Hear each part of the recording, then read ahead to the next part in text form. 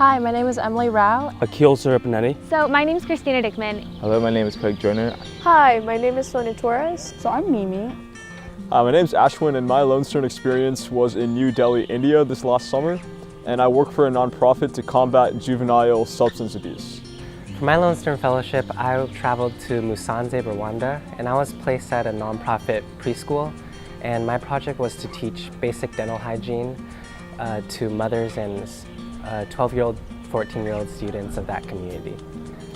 So I was in Mumbai, India, working with an NGO called Sankalp, and basically I was interviewing HIV-positive drug addicts who lived on the streets to kind of gauge what were their barriers to adherence to their medication for HIV. And I interned with OmniMed in a rural district of Uganda for 9 weeks. It was in Colombia. I was down in South America there for 10 weeks. I worked with a local university in Bogota on wildlife conservation projects in a more rural part of the country. We did a lot of, relationship building with people in the town, just heard their needs, taught classes for the kids, did some basic medical work.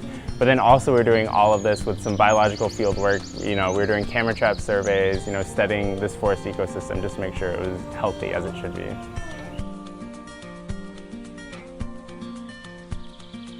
So one of the things I learned that I didn't really expect was how important community or capacity building is.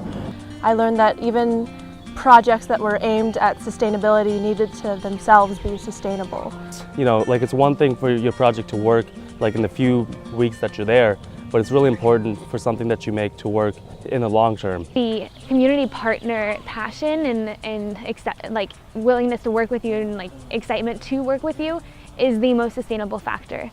So I think that was the most surprising thing that I learned about myself, was that I was a little bit more rigid in how I perceived other cultures and how I adjusted. So that was a really big project for me, especially in a workplace setting, trying to adjust myself into we have tea breaks in the middle of the day, or we work way past beyond the allotted time in the day, but just because we can, and we like to be working in a community together, all in the office. Yeah, I learned that community is crucial and possible no matter where you are. So one thing I learned about being in Shanghai over the summer that I really didn't expect was how big the community was that was committed to solving issues of urban sustainability.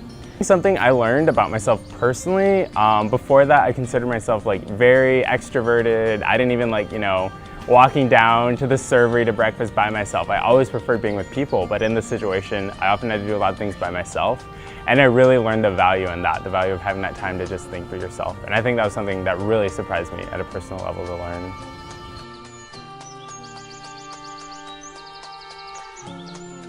Go in with an open mind, because you're going into a completely new situation and you shouldn't have too many prior expectations. Because the key to international work is being flexible and adapting to what comes up. However, at the same time, you are over there because you have something to contribute and you have a project that you want to work on. I think my advice would be don't have expectations going in and just be willing to go with the flow. When you're going abroad and you're doing these service projects, you have to be open, you have to recognize that things are going to change that are going to be out of your control. You have to be able to adapt to them. And the other thing I think I would say is perseverance. Keep pushing ahead even when the project feels impenetrable. It feels like there's no way that you can make any difference in an issue this big.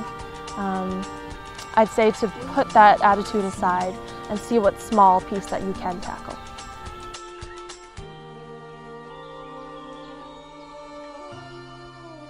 Yeah, so it was interesting because during Harvey I had several of the workers who I was working with in Uganda messaged me through WhatsApp and asked me, how I was doing and how Houston was doing. So I've continued to stay in contact with them. I might go back this summer as well, but I love working with them, and I'm continuing to help one of the volunteers there right now on a research project that I worked on this past summer. The work that I did over the summer kind of inspired my capstone project for the CCL certificate. And I'll be doing a project, I hope, similar to improving educational access for refugees when I'm studying abroad in France next semester. So I've kept in contact with my service organization more for fun.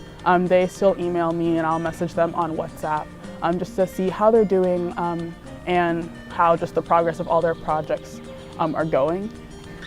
More personally and specifically, I met a psychologist on staff at the Health Post and created this cool mentorship relationship with him, and we've stayed in contact through WhatsApp, just talking about the clinic and life and future consistently since then.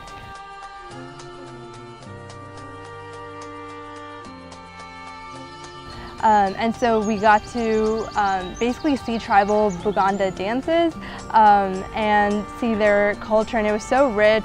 Just they ate so many fruits that we don't have in the U.S. I think Colombia, they drink more juice per capita than any other country. You know, they had such good juices at like every meal basically. One free weekend, my roommate and I decided to go through the biggest park in Shanghai.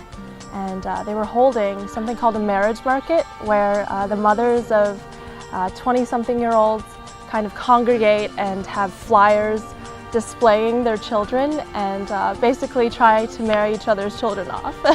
Mate. So in Argentina, they always drink mate, and every social event and family gatherings, it's always mate, mate, mate. And it's like, if you don't know, it's like a gourd of maybe like herbal tea, and you sort of like, you fill it up with hot water and you start passing it around the group, and as everyone's giving the presentation or you're enjoying the event or the environment, you're all just sort of drinking out of the same bowl, which really represents the unity of the people of Argentina, that they're always connected together no matter what's going on. That's something I really liked. And just everyone coming together, even regardless of religion or social background, that was a really beautiful thing to see, and everyone was just very happy, greeting each other, Eid Mubarak, and sharing their food, music.